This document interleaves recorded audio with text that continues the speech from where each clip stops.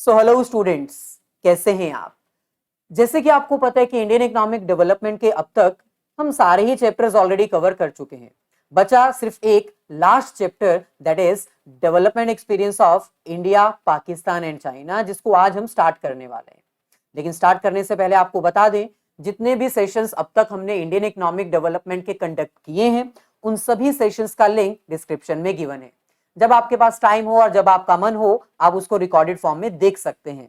Notes के साथ हमने एक एक टॉपिक को अच्छे से एक्सप्लेन किया है। सो चलिए, आज के सेशन में हम स्टार्ट करेंगे development experience of India, Pakistan and China. Basically ये इंडियन इकोनॉमिक्स डेवलपमेंट का लास्ट चैप्टर है, जिसमें हमें इंडिया, पाकिस्तान और चाइना का जो डेवलपमेंट एक्सपीरियंस है वो शेयर करना है, डिस्कस करना है। कौन सी इकोनॉमी अच्छा परफॉर्म कर रही है, कौन सा सेक्टर किस इकोनॉमी का बढ़िया परफॉर्म कर रहा है, डेमोग्राफिक प्रोफाइल क्या है, एम्प्लॉयमेंट अपॉर्चुनिटीज कहां पर हैं, या फिर कौन सी इकोनॉमी बेटर परफॉर्म कर रही है, इसके बीच में कंपैरिजन करने। अब बुक का नाम है इंडियन इकोनॉमिक डेवलपमेंट, तो हमें चाइना और पाकिस्तान की स्टडी क्यों करनी है? बहुत सारे स्टूडेंट्स के माइंड में ये क्वेश्चन आ सकते हैं। तो देखो, सिंपल है। इंडिया एक वाइब्रेंट इकोनॉमी है जहां पर बहुत सारे फैक्टर्स वर्क करते हैं। यहीं पर हमारी जो नेबर कंट्रीज हैं, जो हमारी बाउंड्री के साथ अटैच करती हैं, वो भी हमें इफेक्ट करती हैं। सो उनकी डेवलपमेंट किस तरह से हो रही है, कौन सी इकोनॉमी किस तरह परफॉर्म कर रही है, इसकी जानकारी रखना हमारे लिए बहुत जरूरी है।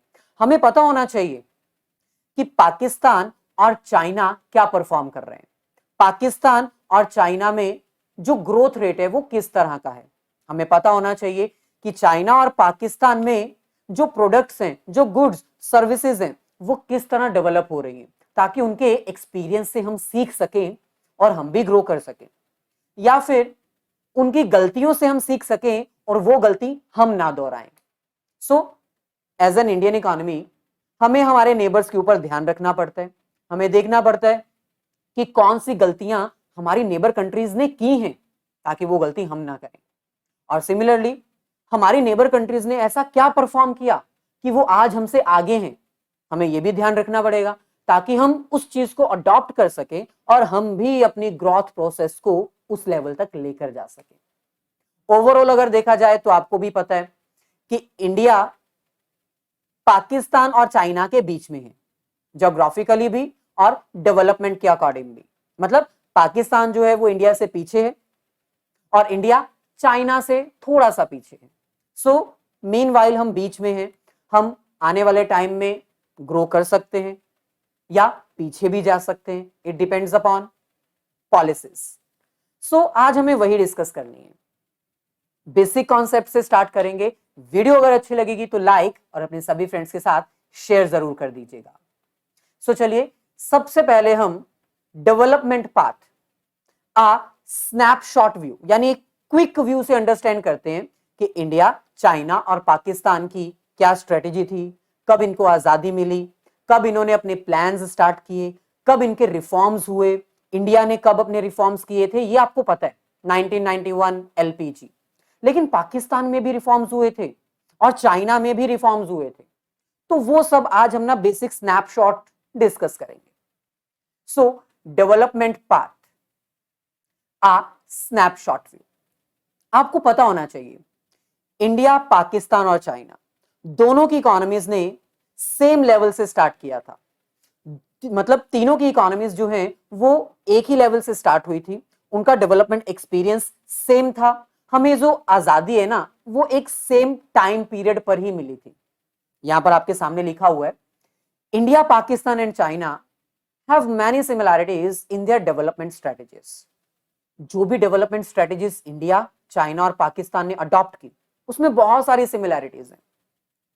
All the three nations have started toward their development path at the same time। भाई सबसे पहले तो इन्होंने अपना डेवलपमेंट स्ट्रेटेजी सेम पीरियड से स्टार्ट किया। आपको पता है कि इंडिया और पाकिस्तान की जो फ्रीडम है वो एक ही टाइम पर थी, 14 अगस्त 1947, 15 अगस्त 1947। तो एक दिन पाकिस्तान बना और इंडिया को भी आजादी मिल गई। सो इसका मतलब India, Pakistan became independent nations in 1947। हमने 1947 में अपनी जो डेवलपमेंट स्ट्रेटेजीज है वो स्टार्ट कर दी थी। लेकिन चाइना को थोड़ा सा टाइम लगा। पीपल्स रिपब्लिक ऑफ चाइना यानी चाइना 1949 में स्टेब्लिश हुआ। इसको जो इंडिपेंडेंस है, जो फ्रीडम है, वो 1949 को मिली। तो ज्यादा बड़ा डिफरेंस नहीं। अगर हम बात करें प्लान्स की, तो जैसे ही इंडिया पाकिस्तान बना तो इन्होंने डिस्कस करना शुरू कर दिया कि हम कैसे ग्रो करें, किस तरह से हम डेवलप करें। लेकिन इनको एक्चुअल प्लान्स स्टार्ट करने में टाइम लगा। जैसे आपको पता है 1947 में इंडिपेंडेंस मिली इंडिया को, लेकिन हमारा जो फर्स्ट 5 ईयर प्लान था वो 1951 में बना। सो इंडिया ने अपना फर्स्ट 5 ईयर प्लान कब अनाउंस किया? 1951 टू 56।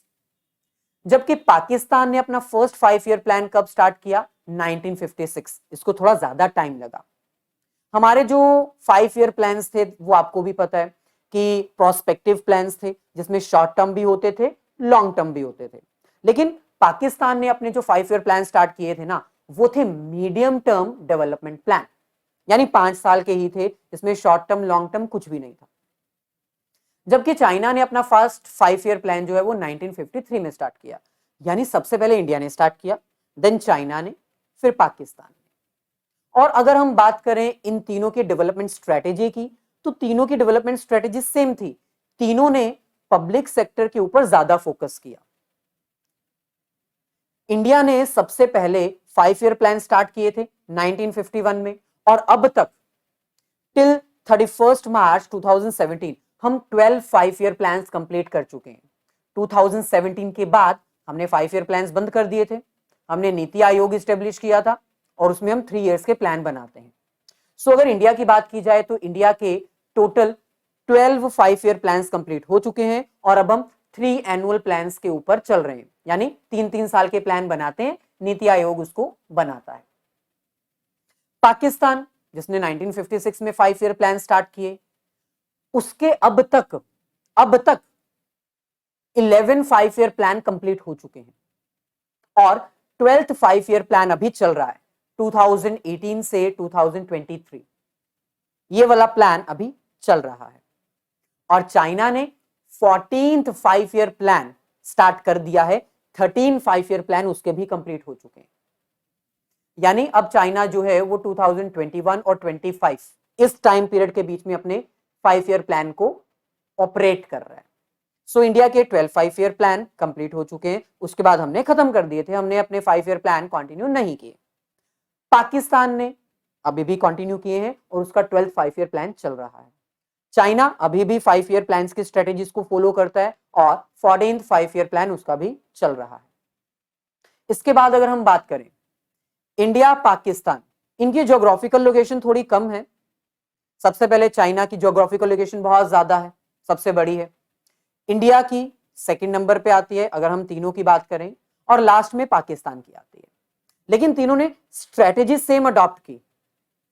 चाइना, पाकिस्तान और इंडिया तीनों ने सेम स्ट्रेटेजी फॉलो की थी, that is more importance is given to public sector, social development. और 1980 तक तीनों इकोनॉमीज में same growth rate, same development देखी गई थी। यानी एक कंपैरिजन किया जा सकता था, कोई भी इकोनॉमी ज्यादा आगे नहीं थी और कोई भी इकोनॉमी ज्यादा पीछे नहीं थी। चाइना, पाकिस्तान और इंडिया तीनों सेम लेवल पर आगे बढ़ रहे थे। यानी ओवरऑल अगर स्नैपशॉट व्यू देखा जाए तो इंडिया, पाकिस्तान और चाइना टिल 1980 तक कोई ज्यादा मेजर डिफरेंस इनमें था नहीं। अगर हम थोड़ा डिटेल में जाएं, अगर हम बात करें strategy of growth, India, Pakistan और चाइना ने आफ्टर इंडिपेंडेंस क्या स्ट्रेटेजी अडॉप्ट की थी, तो आपको भी पता है इंडिया और पाकिस्तान ने मिक्स्ड इकोनॉमी की स्ट्रेटेजी को अडॉप्ट किया था। मिक्स्ड स्ट्रेटेजी, मिक्स्ड इकोनॉमी मतलब जिसमें पब्लिक सेक्टर और प्राइवेट सेक्टर दोनों पार्टिसिपेट करते थे। ज्यादा इंपॉर्टेंस पब्लिक सेक्टर को दी गई थी। लेकिन चाइना में आपको पता होना चाहिए आफ्टर इंडिपेंडेंस उन्होंने सारी की सारी इंपॉर्टेंस पब्लिक सेक्टर को दी थी। यानी वहां पर सोशल इकोनॉमी का रूल फॉलो होता था, वहां पर सारा कुछ गवर्नमेंट के कंट्रोल में था।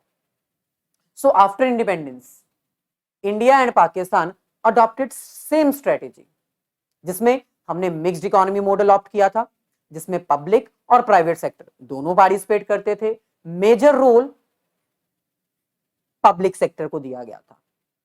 इंडिया और पाकिस्तान में सेम स्ट्रेटेजी फॉलो की गई थी। अब आपको यह भी पता ही है कि हमने ज्यादा इंपॉर्टेंस पब्लिक सेक्टर को क्यों दी थी भाई।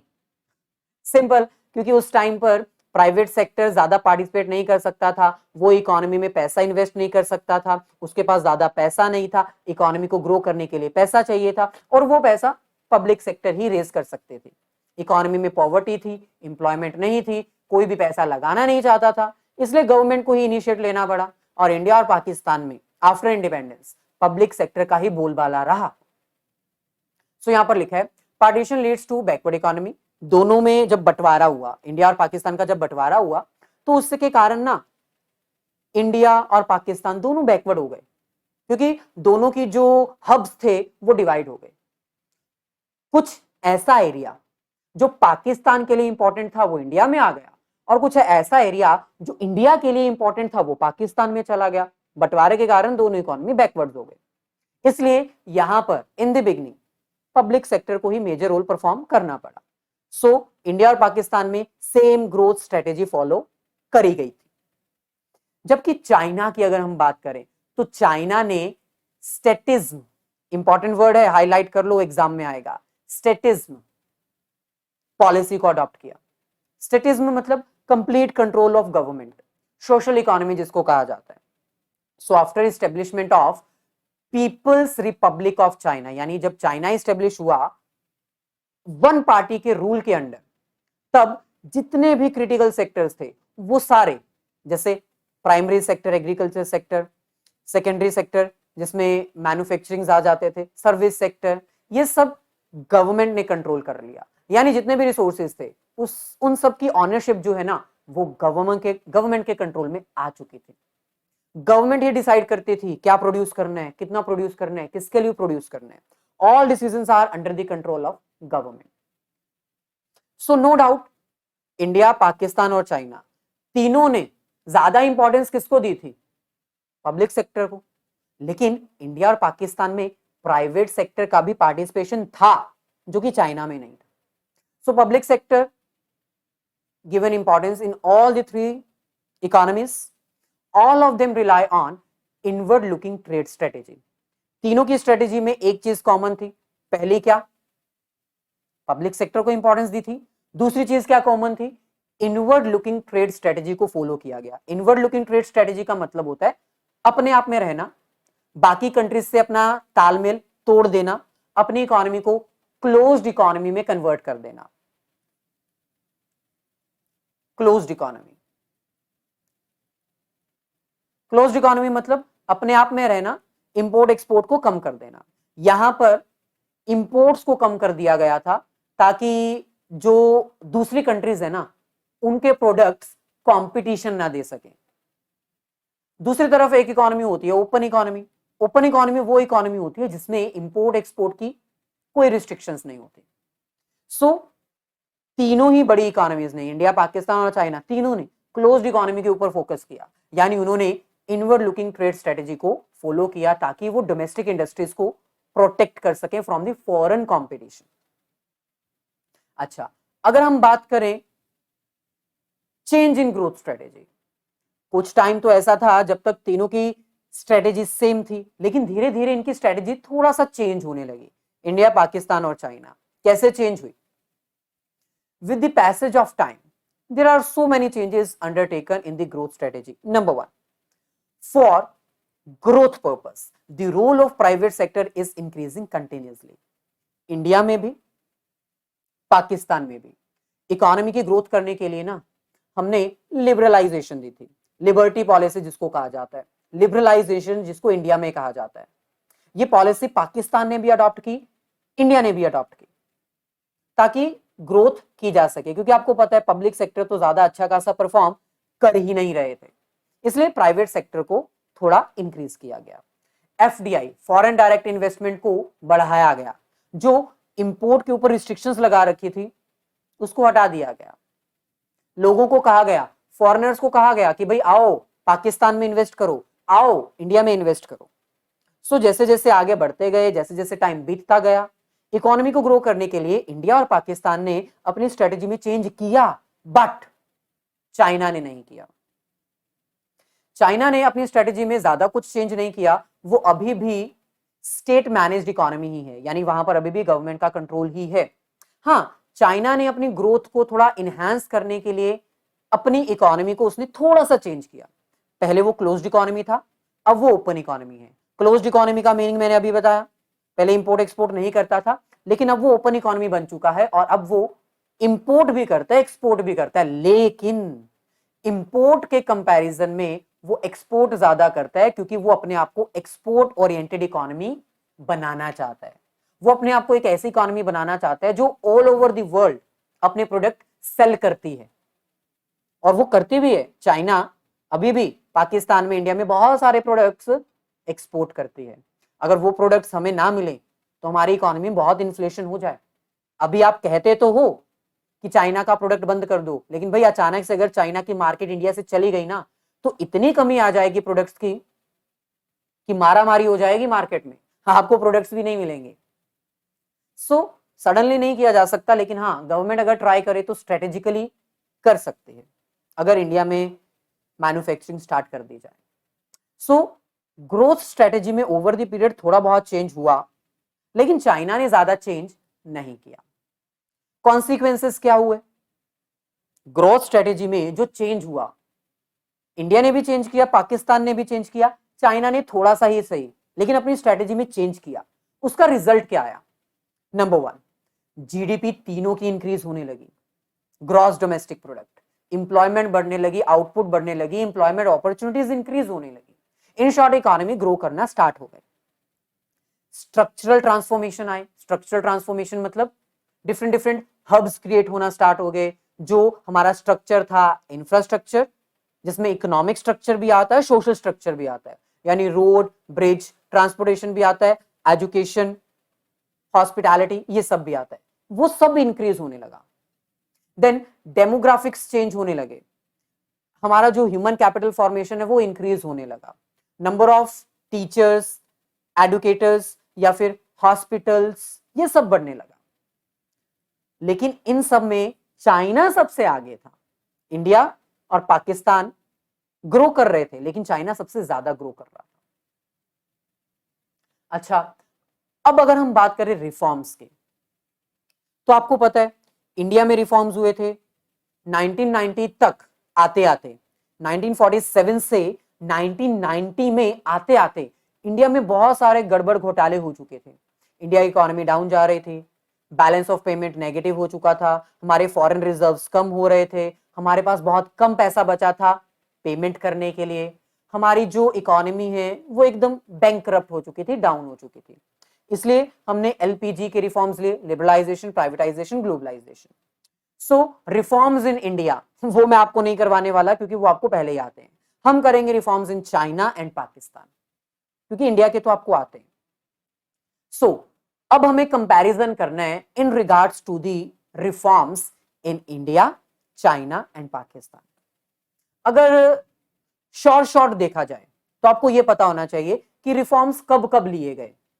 एक तरफ है इंडिया, एक तरफ है पाकिस्तान और एक तरफ है चाइना। सो शॉर्ट अगर कहा जाए तो इंडिया में रिफॉर्म्स 1991 में हुए थे, ये सबको पता है। पाकिस्तान में रिफॉर्म्स 1988 में हुए थे, यानी इंडिया से पहले। और चाइना में तो फिर उससे भी पहले हुए होंगे ना, 1978 से 1980 के बीच में रिफॉर्म्स लिए गए थे, यानी 1978 में स्टार्ट हो चुके थे। सो सबसे पहले चाइना ने अपने इकोनॉमी में रिफॉर्म्स स्टार्ट किए, यहां पर लिखा हुआ है 1978। उसके बाद देखते देखते पाकिस्तान ने किए, फिर देखते देखते इंडिया ने भी किए। अब हम ये नहीं कह सकते कि इंडिया ने पाकिस्तान और चाइना का कॉपी किया, ऐसा नहीं था। जब हमें जरूरत पड़ी, हमारी इकोनॉमी को जब जरूरत पड़ी, तब हमने रिफॉर्म लिए। चाइना को सबसे पहले लगा रिफॉर्म लेना, तो उसने पहले किया। अब इंडिया के रिफॉर्म्स क्या थे, उसके क्या बेनिफिट्स थे, क्या लॉसेस थे, ये सब आपको पहले से ही पता है, तो इसको हम ज्यादा डिटेल में डिस्कस नहीं करने वाले। हम बात करेंगे पाकिस्तान और चाइना का। अगर हम बात करें चाइना की, तो चाइना की इकोनॉमी जैसे कि मैंने बताया, एक पब्लिक सेक्टर इकोनॉमी थी, स्टेटिज्म, सोशल इकोनॉमी का स्ट्रक्चर वहां पर फॉलो किया जाता था, सारा कंट्रोल गवर्नमेंट के अंडर था, तो रिफॉर्म्स लेना आसान था, क्योंकि सब कुछ गवर्नमेंट के हाथ में था, पीपल्स रिपब्लिक पार्टी जो भी थी वहां पर, उसके अंडर सारे डिसीजंस इजीली लिए जा सकते थे। सो 1978 में ये रिफॉर्म्स लिए गए। 1978 में जो रिफॉर्म लिए गए उसको हम मेजरली दो हिस्सों में बांट सकते हैं।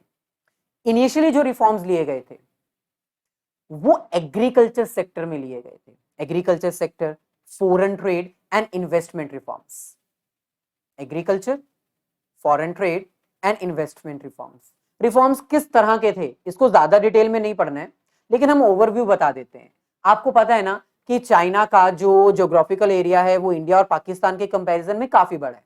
तो वहां पर ना जो लैंड्स थे वो बहुत बड़े बड़े थे, जिनको हम नॉर्मली कॉम्यून लैंड्स कहते हैं। कॉम्यून लैंड्स मतलब बहुत बड़े बड़े लैंड थे। उन लैंड्स को स्मॉल स्मॉल पार्ट्स में डिवाइड किया गया और वो small small lands different different persons को प्रोवाइड किए गए खेती करने के लिए। ऑनरशिप नहीं दी गई, ऑनरशिप गवर्नमेंट ने अपने हाथ में रखी, क्योंकि भाई आपको तो पता है चाइना में सब कुछ गवर्नमेंट कंट्रोल्ड है। सो जो बड़े बड़े लैंड थे, जो बड़े बड़े खेत थे, उनको छोटे छोटे हिस्सों में बांटा गया और डिफरेंट डिफरेंट पर्संस को वो लैंड दिए गए खेती करने के लिए। ऑनरशिप गवर्नमेंट के पास से थी। हुआ क्या, खेती की गई, प्रोडक्शन हुई, उस प्रोडक्शन को इन लोगों ने बेचा, पैसा कमाया। पैसा कमाने के बाद इन लोगों ने जो पैसा कमाया उसमें से कुछ पैसा गवर्नमेंट को दिया in the form of tax. Land government की, खेती किसानों ने की, टैक्स गवर्नमेंट को मिला, यानी शॉर्ट बेनिफिट गवर्नमेंट के पास गया। सो ये एक रिफॉर्म लिया गया जिससे production in the form of food grains बहुत ज्यादा अच्छी हुई। इसी तरह फॉरेन ट्रेड और इन्वेस्टमेंट सेक्टर में भी बहुत सारे रिफॉर्म्स लिए गए। इसके अलावा सेकेंड स्टेज, जो सेकेंड फेज है रिफॉर्म्स का, वो किस पे लिया गया? Industrial sector, private sector and different different townships, village enterprises में रिफॉर्म्स किए गए। अब इसमें हुआ क्या, ऐसे एंटरप्राइजेस जो गवर्नमेंट के कंट्रोल में नहीं थे, क्योंकि कुछ प्राइवेट ऑन्ड भी थे, उनको कहा गया कि आप प्रोडक्शन करो। प्राइवेट हैं लेकिन प्रोडक्शन गवर्नमेंट को पूछकर ही करेंगे। सो गवर्नमेंट ने प्राइवेट एंटरप्राइजेस को कहा कि आप ये वाला प्रोडक्ट इतनी क्वांटिटी में प्रोड्यूस करो। क्यों कहा? क्योंकि जो गवर्नमेंट सेक्टर अंडरटेकिंग्स थी ना, जो स्टेट ओन्ड एंटरप्राइजेस थी, वो ज्यादा अच्छा परफॉर्म नहीं कर रही थी। तो गवर्नमेंट ने कहा क्यों ना इनके बीच में कंपटीशन रेस कर दिया जाए। एक तरफ प्राइवेट, दूसरी तरफ स्टेट ओन्ड एंटरप्राइजेस, दोनों को सेम प्रोडक्ट प्रोड्यूस करने को कहा और दोनों के बीच में कंपटीशन रेस कर दिया, जिसके कारण पब्लिक सेक्टर और प्राइवेट सेक्टर दोनों अच्छा परफॉर्म करने लगे, जिसका बेनिफिट अगेन चाइना की कंट्री को हुआ, चाइना को हुआ ये सारा बेनिफिट। सो सेकेंड फेज में जो इंडस्ट्रियल सेक्टर है ना, उसमें कंपटीशन लेकर आया गया पब्लिक सेक्टर और प्राइवेट सेक्टर के बीच में। अब प्राइवेट सेक्टर का मतलब है तो वो प्राइवेट ओन्ड, लेकिन कंट्रोल गवर्नमेंट का है। इसी तरह और भी बहुत सारे रिफॉर्म्स लिए गए, जैसे ड्यूल प्राइसिंग रिफॉर्म। अब इसमें क्या था, दो डिफरेंट डिफरेंट प्राइजेस मार्केट में रखे गए। एक वो प्राइस जो फिक्स्ड रहेगा और दूसरा वो प्राइस जो मार्केट के अकॉर्डिंग फ्लक्चुएट करेगा। जैसे मान लो जितने भी फार्मर्स हैं, जितनी भी इंडस्ट्रियल यूनिट्स हैं जो प्रोडक्शन करते हैं, उनको फिक्स्ड प्राइस पर इनपुट्स और आउटपुट्स प्रोवाइड करने को कहा गया। यानी फार्मर अगर कोई प्रोडक्शन करता है तो उसको पहले इनपुट्स चाहिए होंगे, तो वो इनपुट्स उनको फिक्स्ड प्राइस पर मिलेंगे और इनपुट यूज करने के बाद, बीज बोने के बाद जो आउटपुट आएगी उसको भी फिक्स्ड प्राइस पे सेल किया जाएगा। सो ड्यूल प्राइस सिस्टम फॉलो किया गया। फार्मर्स और इंडस्ट्रियल यूनिट्स जो थी उनको बाय और सेल करने के लिए fixed quantity of input and output at fixed rate, जो गवर्नमेंट डिसाइड करती थी, वो दिया जाएगा। बाकी बची हुई क्वांटिटी, जो एक्स्ट्रा क्वांटिटी है, जो मार्केट में बाकी कस्टमर्स को बेची जाएगी, उसका प्राइस फिक्स नहीं किया गया, उसको मार्केट प्राइस के अकॉर्डिंग, मार्केट डिमांड और सप्लाई के अकॉर्डिंग फ्लक्चुएट रहने दिया। जिससे क्या होगा, जो फार्मर्स और इंडस्ट्रीज हैं उनके इनपुट्स में हाइक नहीं आएगा, वो अपना प्रोडक्ट महंगा नहीं करेंगे, इन्फ्लेशन नहीं आएगी। और दूसरा, मार्केट में जब डिमांड बढ़ेगी या सप्लाई बढ़ेगी तो उसके अकॉर्डिंग फ्लक्चुएशंस भी होती रहेंगी। तो दोनों ड्यूल प्राइस सिस्टम फॉलो किया गया। इसके अलावा जो फॉरेन इन्वेस्टर्स हैं उनको अट्रैक्ट करने के लिए स्पेशल इकोनॉमिक जोन डेवलप किए गए।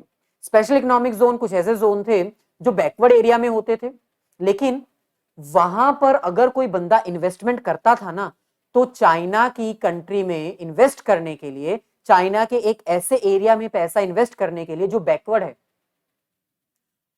वहां पर पैसा इन्वेस्ट करने के लिए गवर्नमेंट टैक्सेस नहीं चार्ज करती थी, टैक्स हॉलिडेज देती थी, इंफ्रास्ट्रक्चर प्रोवाइड करती थी ताकि बैकवर्ड एरिया को डेवलप किया जा सके। स्पेशल इकोनॉमिक जोन उनको कहा जाता है।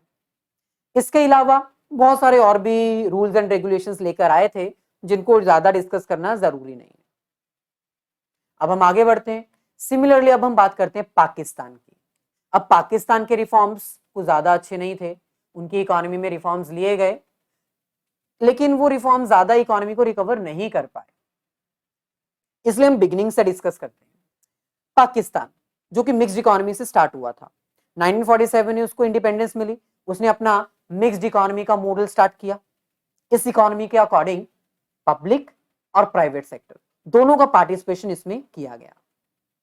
1956 में इन्होंने अपना फर्स्ट 5 ईयर प्लान लॉन्च किया, जिसके अकॉर्डिंग बहुत सारे रूल्स, रेगुलेशंस, पॉलिसीज फ्रेमवर्क की गई, जिसमें से सबसे बड़ी पॉलिसी क्या थी? इंपोर्ट सब्स्टिट्यूशन पॉलिसी, यानी दूसरी कंट्री से प्रोडक्ट मंगवाने की बजाय पाकिस्तान में ही डोमेस्टिक लेवल पर प्रोडक्शन की जाए ताकि डोमेस्टिक इंडस्ट्रीज ग्रो करें, फॉरेन से कंपटीशन बंद हो जाए और डोमेस्टिक लेवल पर इंप्लॉयमेंट जनरेट हो। ये पॉलिसी के अकॉर्डिंग जो टैरिफ प्रोटेक्शन प्रोवाइड की गई, इंपोर्ट एक्सपोर्ट के ऊपर टैरिफ्स लगाए गए, है ना, ताकि पाकिस्तान की डोमेस्टिक लेवल की प्रोडक्शन बढ़ाई जा सके। इसके अलावा पाकिस्तान में भी ग्रीन रेवोल्यूशन आया था। उस ग्रीन रेवोल्यूशन का बेनिफिट क्या हुआ? पाकिस्तान में जो एग्रीकल्चर सेक्टर है वहां पर मैकेनाइजेशन स्टार्ट हो गया, जैसे इंडिया में भी हुआ था। डिफरेंट डिफरेंट मशीन्स का यूज होना स्टार्ट हो चुका था, जिससे एग्रीकल्चर प्रोडक्ट्स की प्रोडक्शन बढ़ चुकी थी। सेम पाकिस्तान में भी हुआ था। पाकिस्तान का जितना भी एग्रीकल्चर फील्ड था वो डेवलप किया गया था, वो मशीन्स के यूज होने से वहां पर प्रोडक्शन बढ़ चुकी थी। वहां पर हम ये कह सकते हैं कि एग्रेरियन स्ट्रक्चर ड्रामेटिकली चेंज हो गया था। एग्रेरियन स्ट्रक्चर मतलब एग्रीकल्चर स्ट्रक्चर में बहुत बड़ा चेंज आया था। पाकिस्तान एक फूड ग्रेन के मामले में सेल्फ डिपेंडेंट बन चुका था ग्रीन रेवोल्यूशन के कारण। इसके अलावा 1970s इन द बिगिनिंग बहुत सारी कैपिटल गुड्स इंडस्ट्रीज जो थी उनको नेशनलाइज किया गया। कैपिटल गुड्स इंडस्ट्रीज वो इंडस्ट्रीज होती हैं जो बड़ी बड़ी मशीन्स बनाती हैं, तो उनको ना नेशनलाइज किया गया था। जैसे इंडिया में बहुत सारे बैंक्स को प्राइवेट से पब्लिक में कन्वर्ट किया गया था, सिमिलरली पाकिस्तान में 1970s में कुछ रिफॉर्म्स लिए गए थे, जिसके अकॉर्डिंग बहुत सारे कैपिटल गुड्स इंडस्ट्रीज जो बड़ी बड़ी मशीन्स बनाती हैं उनको पब्लिक में कन्वर्ट किया गया था। लेकिन यह डिसीजन गलत साबित हुआ। ये जो नेशनलाइजेशन की गई थी ना वो सही साबित नहीं हुई और जो इंडस्ट्रीज थी वो ज्यादा अच्छा परफॉर्म नहीं कर पाई। सो फिर बाद में later stage in 1970s and 1980s के लेटर स्टेज पे इनको डीनेशनलाइजेशन करना पड़ा और इनको प्राइवेट सेक्टर में कन्वर्ट करना पड़ा। इसके अलावा पाकिस्तान को ना बहुत सारा फाइनेंशियल सपोर्ट भी मिलता था। पाकिस्तान एक छोटी इकोनॉमी है, इसके पास ज्यादा इन्वेस्ट करने के लिए नहीं है, यहां पर अनएम्प्लॉयमेंट ज्यादा है, पॉवर्टी रेट ज्यादा है, इसलिए यहां पर ना बहुत सारी कंट्रीज ने फाइनेंशियल सपोर्ट प्रोवाइड की, जिसको हम एड कहते हैं, फाइनेंशियल एड, यानी फ्री फंड का पैसा दिया, जिसमें जो अमेरिका है वो भी सपोर्ट करता था, बहुत सारा पैसा प्रोवाइड करता था, जिसके कारण पाकिस्तान की इकोनॉमी ग्रो करना स्टार्ट कर रही थी। इसके अलावा गवर्नमेंट ने बहुत सारे प्राइवेट सेक्टर्स को इनकरेज करने के लिए, अट्रैक्ट करने के लिए बहुत सारे ऑफर्स दिए, जिसके कारण इकोनॉमी ग्रो हुई। और 1988 में रिफॉर्म्स भी लिए गए। ये रिफॉर्म्स क्या थे? ट्रेड लिबरलाइजेशन, जिसमें प्राइवेट सेक्टर को लिबर्टी दी गई, और एक्सपोर्ट प्रमोशन, ज्यादा से ज्यादा आप अपने प्रोडक्ट्स एक्सपोर्ट करो, इसके बारे में भी डिसीजंस लिए गए, और फाइनेंशियल सेक्टर रिफॉर्म्स भी लिए गए। ये रिफॉर्म किस तरह के थे? ये आपको करने की जरूरत नहीं है, क्योंकि आप पाकिस्तान के थोड़ी हो, आप तो इंडिया के हो ना। ये सारे रिफॉर्म्स भी लिए गए थे। क्या इसके बावजूद भी पाकिस्तान की चाइना ने इंप्रूव किया? थोड़ा बहुत इंप्रूव किया, क्योंकि उसको फाइनेंशियल एड मिल रही थी, बहुत सारी कंट्रीज उसकी मदद कर रही थी, इसलिए इंप्रूव किया। लेकिन अभी भी पाकिस्तान की इकोनॉमी इंडिया और चाइना के कंपैरिजन में पीछे ही है। ये था हमारा आज का लेक्चर, जिसमें हमने इंडिया, पाकिस्तान और चाइना, इनका ओवरव्यू किया। इनके स्ट्रेटेजिकल प्लान्स क्या थे जब इंडिपेंडेंस मिली, इनकी स्ट्रेटेजिकल प्लानिंग्स में क्या क्या चेंजेस आए after the independence, India, Pakistan और चाइना ने कब कब रिफॉर्म्स किए, कौन कौन से रिफॉर्म्स किए और किसका रिफॉर्म ज्यादा बेनिफिशियल था। देखा जाए तो चाइना का रिफॉर्म सबसे ज्यादा बेनिफिशियल था, क्योंकि वो सबसे आगे है, देन इंडिया, देन पाकिस्तान। आने वाले सेशन में अब हम आगे भी बढ़ेंगे और इस चैप्टर को कंप्लीट करेंगे, लेकिन फिलहाल इतना ही। अगर वीडियो अच्छी लगी हो तो इसको लाइक और अपने सभी फ्रेंड्स के साथ शेयर जरूर कर दीजिएगा। मिलेंगे नेक्स्ट सेशन में। All the very best, have a nice day and great day.